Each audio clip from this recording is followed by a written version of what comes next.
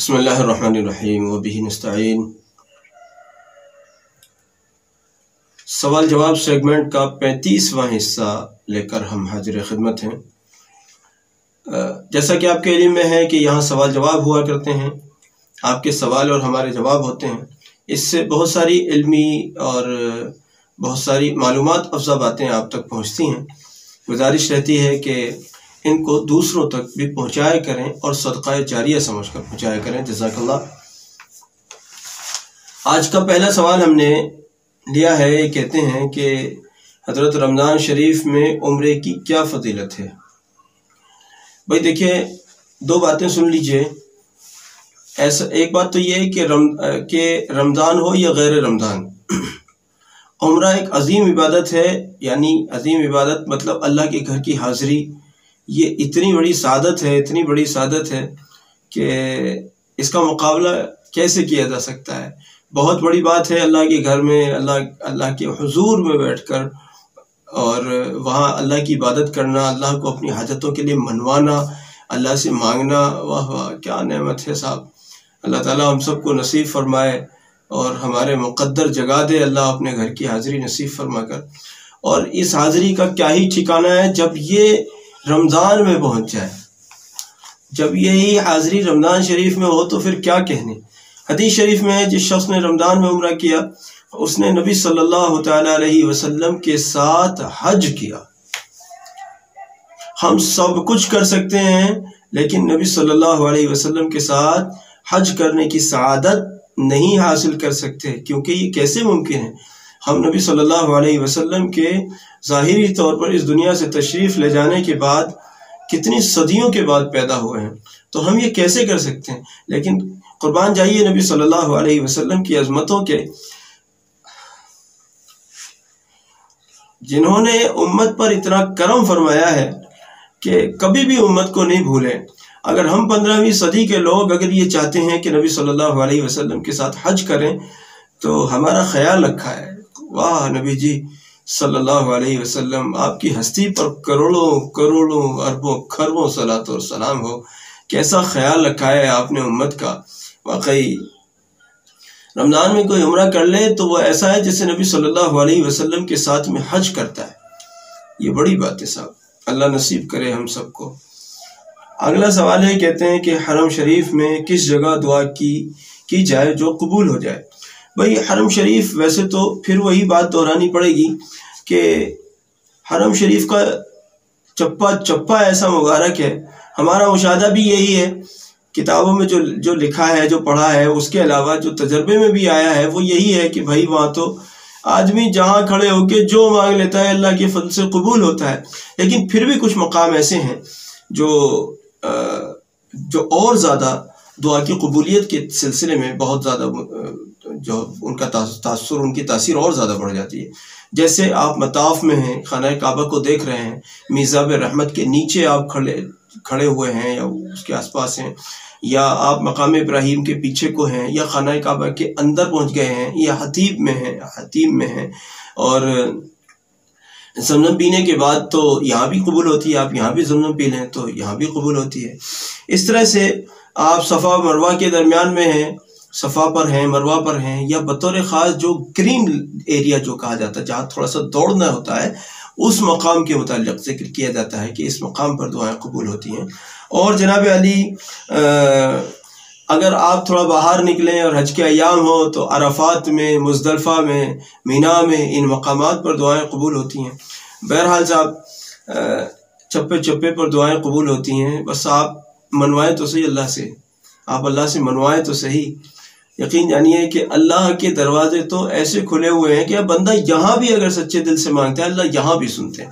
لیکن خیر حرم شریف کی بات کچھ الگ ہی ہے، حرم شریف کی بات کو تو ساری دنیا مل کر نہیں لگ سکتی، حرمین شریفین کی تو بات الگ ہی ہے۔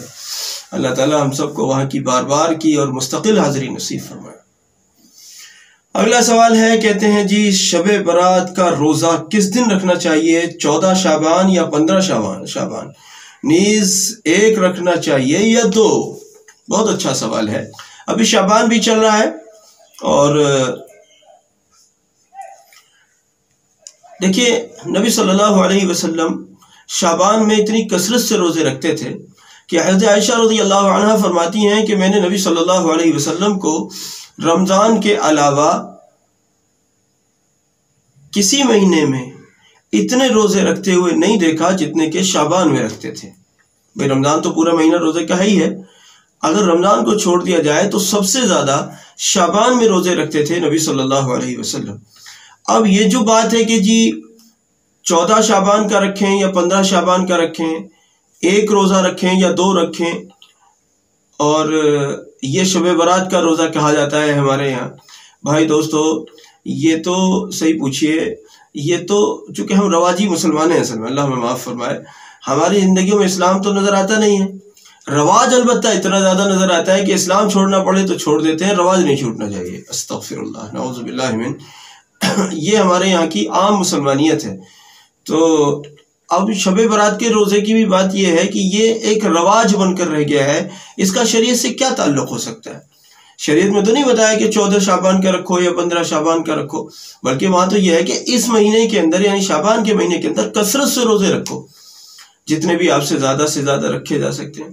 फिर जो अखीर अय्याम है उनको छोड़ भी देना चाहिए। उलमा का मशवरा है उनको छोड़ देना चाहिए, अखीर अय्याम में रोज़े नहीं रखने चाहिए, ताकि शाबान और रमज़ान मिल ना जाए। एक बात, दूसरे ज़ौफ़ का भी अंदेशा रहता है, थोड़ा सा रेस्ट भी कीजिए कि आगे पूरे महीने में आपको रमज़ान रखना है। तो इसलिए बहरहाल शब बारात का स्पेशली कि साहब 14-15 का रोज़ा या 1 रोज़ा या 2 रोज़ा, ये कहाँ से आ गया पता नहीं मालूम है कहाँ से आया। असल ये नहीं है, असल तो इस महीने में कसरत से रोज़े रखना ये असल है। अगला सवाल है, मुस्कान साहिबा कहती हैं दिल्ली से, कहती हैं हज़रत पेशाब की परेशानी कैसे हल हो? पेशाब बिल्कुल नहीं रोक पाता।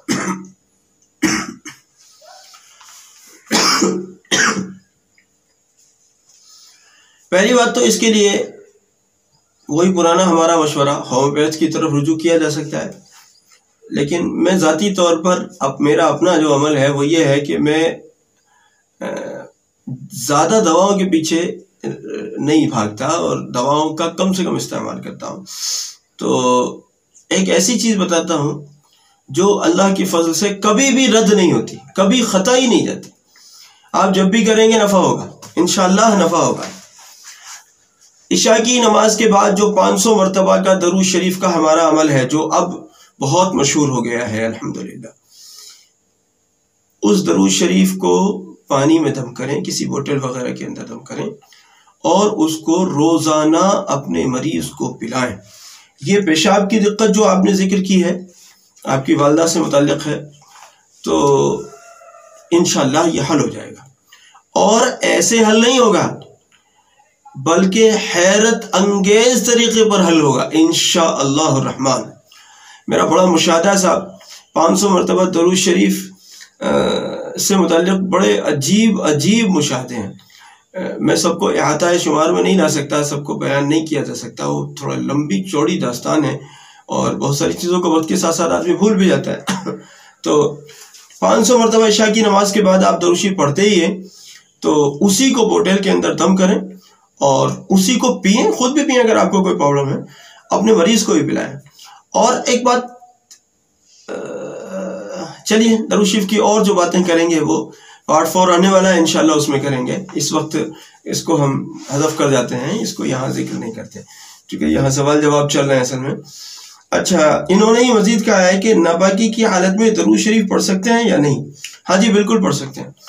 अगर ख़वातीन नापाकी की हालत में दरूद शरीफ पढ़ने से रोक दी गई तो उनके तो बहुत सारे अय्याम बेचारे बगैर दरूद शरीफ के चले जाएंगे, इसलिए आप अपने मखसूस अय्याम के अंदर दरूद शरीफ पढ़ सकते हैं, कोई मसला नहीं। अच्छा, अगला सवाल है, कहते हैं कि नमाज में सूरह फातिहा के बाद कोई सूरह पढ़ी और अगली रकात में अगली सूरह को छोड़कर पढ़ा, नमाज हो जाएगी? जी नमाज तो हो जाएगी, लेकिन जो छोटी छोटी सूरतें हैं उनमें एक सूरत छोड़कर, यानी एक सूरत पढ़ी और फिर अगली सूरत को छोड़कर अगली पढ़ी, तो ये तरीक़ा फ़ुक़हा के यहाँ मकरूह है। लेकिन अगर नमाज के हो जाने और ना हो जाने का सवाल है तो बहरहाल नमाज हो जाएगी, लेकिन ये तरीक़ा मकरूह है। अच्छा, अगला और आखिरी सवाल है सैयदा अब्तशाम फातिमा साहिबा का इलाहाबाद से, کہتی ہیں حضرت میرا مراقبہ ہونے لگا ہے، آگے کی رہنمائی فرمائیں۔ بھائی چونکہ آپ کا مراقبہ ابھی نیا نیا ہے، اس لیے ابھی کوئی آگے کی رہنمائی نہیں ہے۔ آپ کے لیے پہلی اور آخری رہنمائی فی الحال یہ ہے کہ آپ اپنے مراقبے کو اور مضبوط کریں۔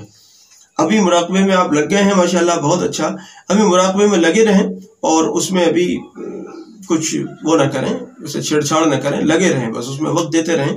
اللہ تعالیٰ آپ کے اس مراقبے کو قبول فرمائے، اور ہماری اس کاوش کو بھی اللہ تعالیٰ قبول فرمائے، اور اس کو لوگوں کے لیے دنیا اور آخرت کی صلاح و فلاح کا ذریعہ بنائے۔